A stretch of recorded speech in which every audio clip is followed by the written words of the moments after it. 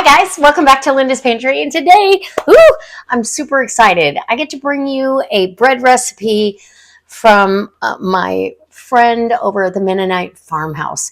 So Leanne has shared her sandwich bread recipe, and I'm in search of the perfect sandwich bread because, well, my husband won't eat.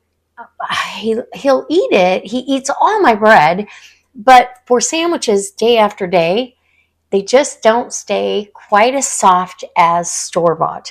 And the potato bread is one that's really, really close. But we're going to try her recipe, and I'm super excited. It's 3/4 of a cup, and I've got the measurements. I've got her recipe up here. I've got the KitchenAid out and ready to go. We're going to get this thing rolling. So come on in and let's bake bread. Okay, so right now I have 3/4 of a cup of water. This is going to make one loaf. 3/4 of a cup of water, half a cup of milk. I warmed it together, and you don't have to warm the milk, she says, but I did.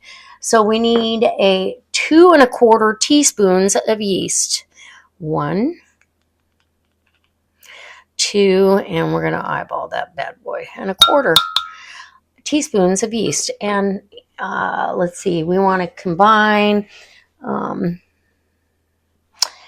all ingredients minus the butter into the mixture. Well, I usually put my sugar in here for the yeasty beasties to get something to start eating, and it calls for a tablespoon of sugar.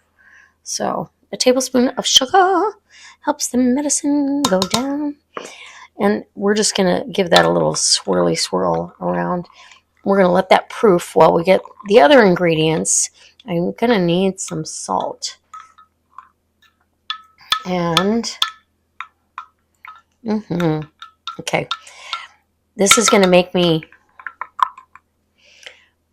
follow the recipe exactly. I am that bread baker that doesn't always do that. Maybe that's my problem. I don't know. Let's get a secondary teaspoon measurer. That's a half. That is a half. I don't want a half, but we'll go with a half because that's what we got. Okay, let me get some salt. And I had my oven on proof, even though it's really nice and warm. So our salt is not going to go in with the yeast. We've got the sugar and the flour, but we are going to need salt. So we're going to spoon out, take and dump our flour into our measuring cup. I'm doing everything like she did, okay? Scraped off, and it says 3 cups of flour. So spoon it into your measuring cup. And this is bread flour I'm using, King Arthur bread flour.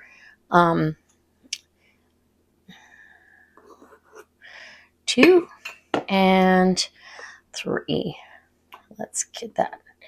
And to me, this, I know everybody does this, but I don't get it. It feels just as packed as if I scoop it out of there, to be really honest, but I'm going to go with it. So then we're going to put our salt in there, and that is 1½ teaspoons of salt. So there's a half. We need 3 of these. 2 and 3 teaspoons of salt. You have to have salt with bread, right? And we've got everything else. We're going to get this show on the road. This yeast might take a little longer because it's a little cooler than it was, but the enzymes in the milk will. So we're going to add all the ingredients minus the butter into and mix well. Fold in the butter, but I've got softened butter. It's melted, basically. Not hot, but, you know. In goes the yeast mixture. And like I said, I have no doubt that is viable. I never have any issues with yeast. In fact, that yeast is probably 8 or 10 years old because I bought so much of it. And you know how you forget what you have in the freezer, and so you just buy some more? Well, that was one of my downfalls for a long time. Now I double check before I go to Costco and get yeast or And actually, tomorrow is a Costco day. So we're going to get this down, locked and loaded, and just get it stirred up. And we'll get it started. So we're going to combine all the ingredients and fold in the butter. When the bowl comes clean on the sides, start the time for kneading, which that's a good thing to do. And it's getting there.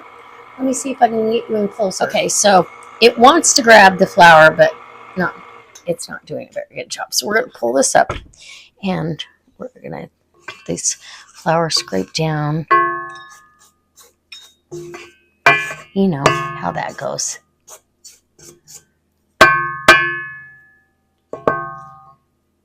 Okay. And then we'll get our butter poured in there. It's melted and or softened. A little more than softened, I suppose you'd say. More like melted. It ought to work in there really good. You can just use soft butter. It does take a hot minute to get it worked in, though. So, let's get this. Let's get this going. I'm going to get my... we're going to let it rise right here in the bowl. And then after that, we have to wait till it's pulling away from the sides. And then we can start the kneading process. And, well, we're almost there.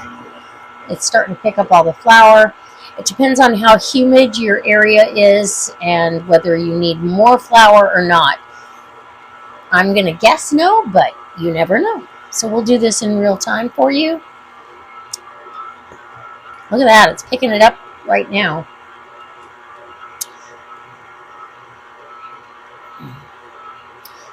I'm going to scrape those sides one more time. And you can see this is... the dough is not holding together at all. The structure, which is fine. It's not supposed to just yet. But she does emphasize to be patient and let it come together on its own, because it will.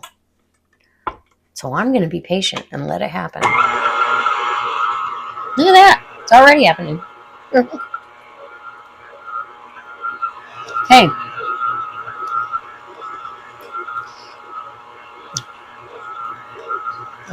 I feel like it's time to knead. It's not sticking to the sides at all.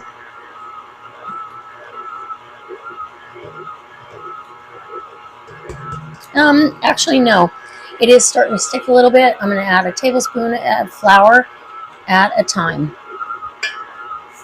I don't, even a half a tablespoon. You'll be surprised. You don't want too much or it makes your dough real heavy. And I'm going to... Okay, it has picked everything up off the sides, off the bottom. I am... Look at this. Watch. It's starting to hold some structure. I'm going to start the kneading. We're going to need this. Let's see. She says to knead 5 to 7 minutes in a Bosch. Or no, 5 to 7 minutes on a KitchenAid, 10 minutes in a Bosch. I've got the KitchenAid out today. The Bosch is going to be coming out as soon as the kitchen remodel gets done. But to lug it up and down the stairs, I'm just going to stick with the KitchenAid for now. All right.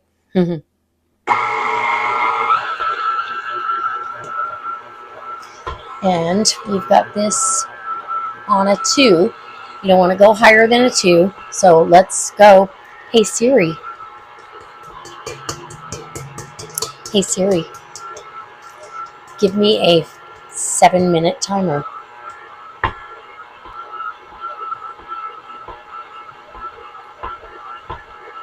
Okay, I've got a 7-minute timer, and we're just going to let this girl do her thing, and we'll be back. So the 7 minutes is up, and I want to unlock that. Oops, I locked it. Unlock that. I am going to get this off the hook. Oh, it's beautiful dough. Oh, I can already tell. Just by touching it. It's not sticking to my hands, nothing. Oh, I'm so excited. Beautiful. And I literally added maybe 2 tablespoons of, let's see if I can get this to let go. So we're going to get this out, only for a second though. I only want to get it out for a second. And then I'm going to put it right back in here and grease this. Oh, yeah, it's beautiful. It's pulling up everything off the bottom. This is the perfect bread dough, actually. I'm super excited about this. Okay, so I've got my ball of dough. And like I said, it's not sticking, but it's super soft. I've got a tablespoon or less of oil. I'm going to oil this, and then just enough, like a half a teaspoon of oil, basically, just so your ball has got some oil on it. It has no resistance coming up the sides of the pan or the bowl that you've got it in. So oil your bowl and your dough, and we're going to put this in a warm place for probably an hour, and then we'll come back, we'll form it into a loaf and put it into my loaf pan, and we're going to bake bread. I'm so excited. All right, we'll be back when it's doubled in size. See you in an hour. Okay, look at this beautiful dough. It's gorgeous. I'm super excited. I am so excited about this. So you're going to want to push this out. I'm doing it the way we were shown in the video. Okay, and then get all the air out and roll it and tuck it. We need to, measure our bread pan. Okay, I think we got it. And as you're going, tuck and pinch. Make sure that gets tucked and pinched in, right? We don't want any excess.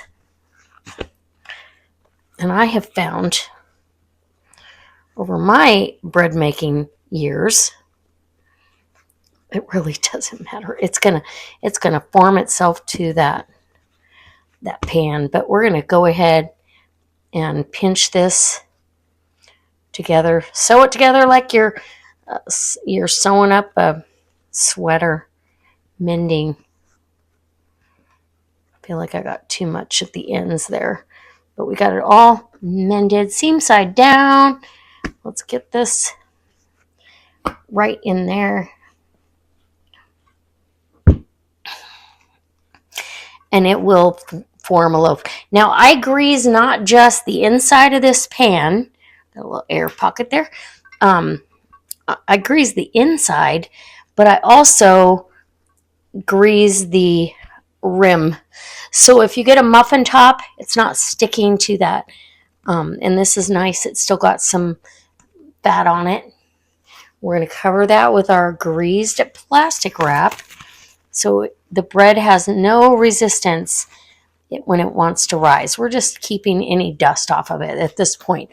I'm preheating my oven to 375. This should take about a half hour to rise. We're going to put that over on the stove so it has a warm little place to get busy, and we'll keep an eye on it. I'll be back when I'm putting it in the oven. I'm super excited. So here's this beautiful loaf. It's all cool. It's gorgeous. I can't even tell you. Well, I can, but do you want to hear it? I'm pretty excited. So I'm going to cut down this way. I do have, look at that. Oh, and it's so beautiful. Wow. Okay. Let me cut a piece here. We might have to have a taste test. I can tell how soft this bread is. Wow, look at that crumb. Super soft. And it's going to hold together too. That's amazing. Okay, I'm going to put a little bread and butter on it. And it's time to go in and see how it really tastes. Okay, so we got butter. Got to have some butter. Let's butter that heel up because I'll eat that. No problem. But we want the true test is going to be this slice of bread. Is it going to hold up to butter? And this is soft butter, but not super soft. And look at that. It could be a peanut butter and jelly worthy piece of bread right there. Because if it's too soft, it's going to tear. No tears. Mm-hmm. Oh my gosh. Okay. Let's give it a taste test. Oh my gosh. Wow.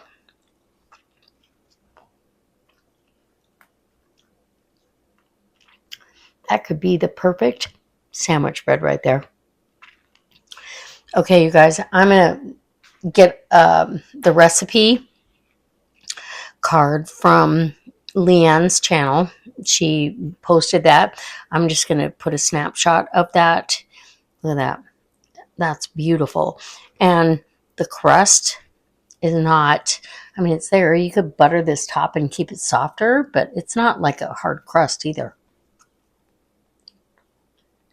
That's perfect white bread. Absolutely.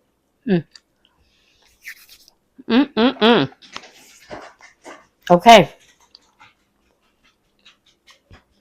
We have a winner. Winner. Oh my gosh, that is delicious. Thank you so much for staying along for the rest of the video, and I will post the recipe, and I hope you try it. I'm going to be making hamburger buns out of this because, well, you got to have them, and dinner rolls, most assuredly. Thank you, Leanne, for the wonderful recipe and the inspiration. This is a beautiful sandwich bread. I hope if you like this sort of content, do hit that thumbs up and maybe subscribe to the channel and go visit Leanne's channel.